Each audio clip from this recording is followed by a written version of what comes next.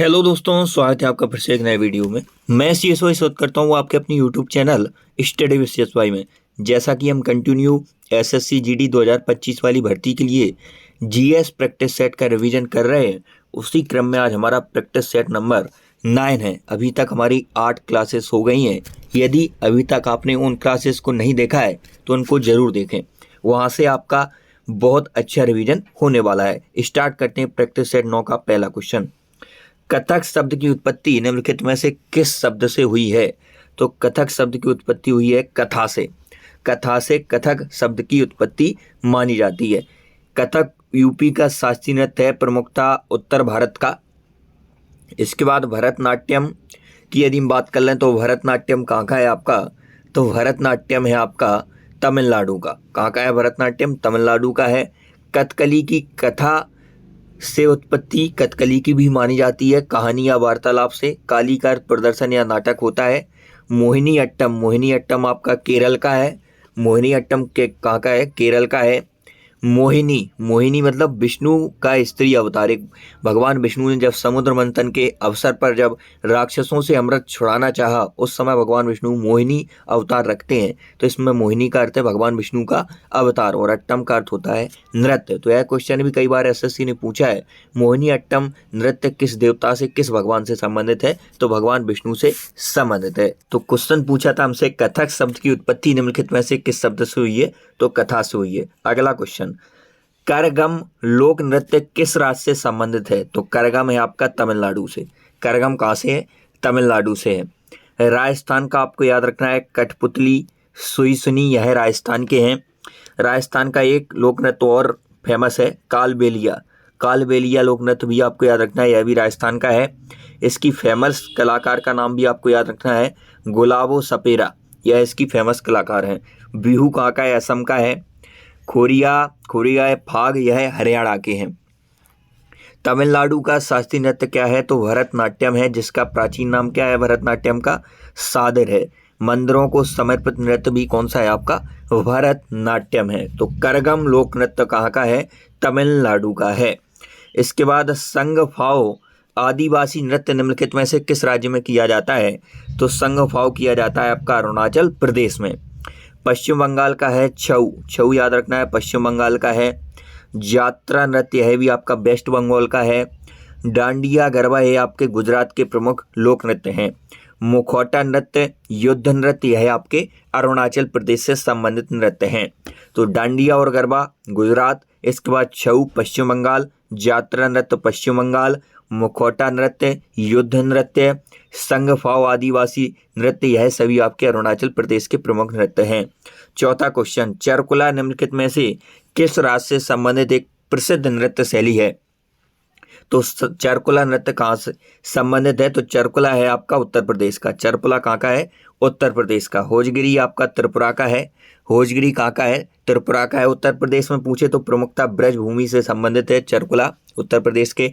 और फेमस लोक नृत्यों की यदि हम बात करें तो नौटंकी, रासलीला, रामलीला, ख्याल, ये सभी उत्तर प्रदेश के प्रमुख लोक नृत्य हैं। शास्त्रीय नृत्य की बात करें तो कथक उत्तर प्रदेश का शास्त्रीय नृत्य है, जिसके फेमस कलाकार की बात करें तो पंडित बिरजू महाराज का नाम आपको इंपोर्टेंट याद रखना है। इसके बाद 5 नंबर क्वेश्चन, महाकाव्य पद्मावत के लेखक कौन हैं? तो पद्मावत के लेखक हैं मलिक मोहम्मद जायसी। मलिक मोहम्मद जायसी किसके लेखक हैं? पद्मावत के लेखक हैं। किताब उल हिंद की रचना किसने की? अलबरूनी ने की। गजनवी के साथ भारत कौन आया था? अलबरूनी आया था। इसकी प्रमुख पुस्तक है किताब उल हिंद। पद्मावत इन्होंने लिखा है, जो मलिक मोहम्मद जायसी जी ने, यह किस भाषा में लिखा है? तो अवधी भाषा में लिखा है।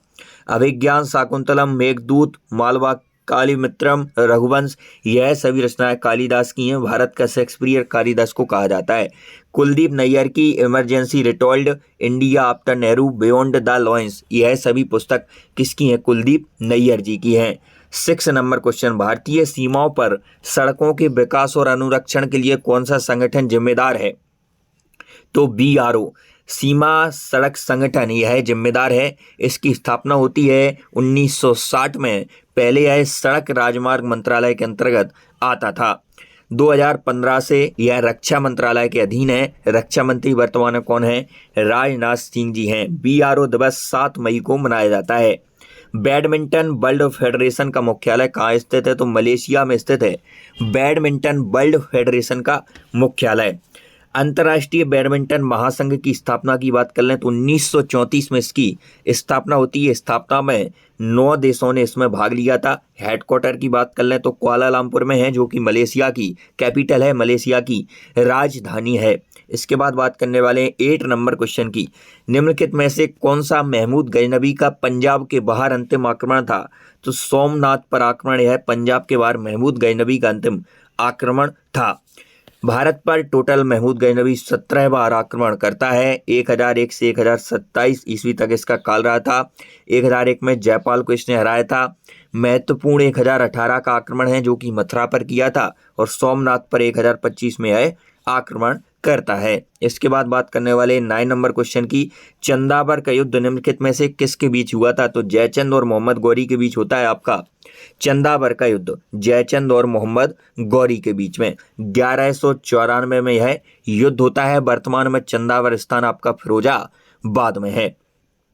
अगले क्वेश्चन की यदि हम बात करें, निम्नलिखित में से किसने भारतीय संविधान की प्रस्तावना को भारतीय संविधान की राजनीतिक कुंडली के रूप में वर्णित किया है? तो कन्हैया लाल मणिकलाल मुंशी ने संविधान की प्रस्तावना को भारतीय संविधान की राजनीतिक कुंडली कहा है। प्रस्तावना को संविधान का परिचय पत्र किसने कहा है? N.A. पालखीवाला ने कहा है। इसके बाद प्रस्तावना को संविधान की आत्मा ठाकुरदास भार्गव ने कहा है। इसके बाद आर्टिकल 32 को संविधान की आत्मा भीमराव अम्बेडकर जी ने कहा है। अगले क्वेश्चन की बात करें तो कौन सा अनुच्छेद उपराष्ट्रपति के निर्वाचन से संबंधित है? अनुच्छेद 66, अनुच्छेद 66 संबंधित है आपके राष्ट्रपति के निर्वाचन से। संघीय मंत्रिपरिषद का गठन अनुच्छेद 74 में है। संघीय मंत्रिपरिषद का गठन अनुच्छेद 74 में। आर्टिकल 52 में लिखा हुआ है 52 में भारत का एक राष्ट्रपति होगा। तो राष्ट्रपति का पद कितने में है? 52 में है। नेक्स्ट अगले क्वेश्चन की बात करें, निम्नलिखित विषय वस्तु उनके संबंधित लक्ष्यों के साथ आपको मिलान करना है। चुनावों का अधीक्षण, निर्देशन और नियंत्रण, यह आपका अनुच्छेद 324 करने की संसदीय शक्ति से संबंधित है। विधानमंडल के चुनाव के संबंध में प्रावधान, यह अनुच्छेद 327 वाले हस्तक्षेप पर रोक से संबंधित है। चुनावी मामलों में न्यायालयों द्वारा किए जाने, यह अनुच्छेद 339 एक चुनाव आयोग में निहित किया जाएगा, इससे संबंधित है। इसके बाद नेक्स्ट क्वेश्चन, भारतीय संविधान का कौन सा अनुच्छेद राज्य के अधीन नियोजन के मामले में सभी नागरिकों के लिए समान अवसर प्राप्त करता है? तो लोक नियोजन की समानता अनुच्छेद 16 में वर्णित है। उपाधियों का अंत आर्टिकल 18 में, उपाधियों का अंत आर्टिकल 18 में। लोक नियोजन की समानता 16 में। जाति, धर्म, वंश, लिंग, जन्म स्थान के आधार पर भेदभाव नहीं किया जाएगा, आर्टिकल 15 में। अस्पृश्यता का उन्मूलन, अस्पृश्यता का अंत, आर्टिकल 17 में। यदि बात करें, ये सभी आपके मौलिक अधिकार हैं। आर्टिकल 12 से 35 तक मौलिक अधिकार का वर्णन है। भाग 3 में मौलिक अधिकार का वर्णन है। कौन से संविधान से लिए हैं, कौन से देश से लिए हैं? USA अमेरिका से लिए हैं मौलिक अधिकार। 14 नंबर क्वेश्चन, भारत में बाबा बुदान पहाड़ियों पर कॉफ़ी की खेती शुरू की गई थी। तो बाबा बुदान पहाड़ियों पर कॉफ़ी की खेती शुरू की गई थी। जो बाबा बुदान की पहाड़ियाँ हैं कर्नाटक में है, चिकमंगलूर में। 1670 में कॉफ़ी का पहला पौधा लगाया गया था और 1834 में जनरल मार्क क्यूबन ने इसका विकास किया था। किस्म अरेबिका रोबस्टा, यह कॉफ़ी की किस्म है। नेक्स्ट है, निम्नलिखित में से किसे सेरीकल्चर कहा जाता है? तो सेरीकल्चर किसे कहते हैं? रेशम कीटों का पालन, रेशम कीटों का वाणिज्यिक पालन, इसे हम कहते हैं सेरीकल्चर। अंगूर की खेती कहलाती है आपकी विटीकल्चर। विटीकल्चर अंगूर की खेती को कहते हैं। फलों के उगाने को हॉर्टिकल्चर, फलों को कहते हैं हॉर्टिकल्चर। मछली को कहते हैं पिसीकल्चर। एपीकल्चर कहते हैं मधुमक्खी को, एपीकल्चर कहते हैं मधुमक्खी को। मछली को कहते हैं पिसीकल्चर। फलों को हॉर्टिकल्चर, अंगूर की खेती विटीकल्चर, रेशम कीटों का पालन सेरीकल्चर। इसके बाद 16 नंबर क्वेश्चन, उन 2 राज्यों के नाम बताइए जिनमें भूमि सुधार सफल रहा था। तो पश्चिम बंगाल और केरल में भूमि सुधार आपका सफल रहा था। 17 नंबर क्वेश्चन, यदि सकल राजकोषीय घाटे का मूल्य निवल ब्याज दायित्व से अधिक होगा तो सकल प्राथमिक घाटे का मूल्य धनात्मक होगा। इसके बाद बात करने वाले 18 नंबर क्वेश्चन की, संघीय तीरंदाजी विश्व कप 2024 में भारत ने कुल कितने पदक जीते? तो 8 पदक जीते। आयोजन इसका 23 अप्रैल से 28 अप्रैल के बीच किया गया। तो इसमें बात करें तो 8 पदक भारत ने जीते हैं, 7 पदक दक्षिण कोरिया ने और 2 पदक जीते हैं स्पेन ने।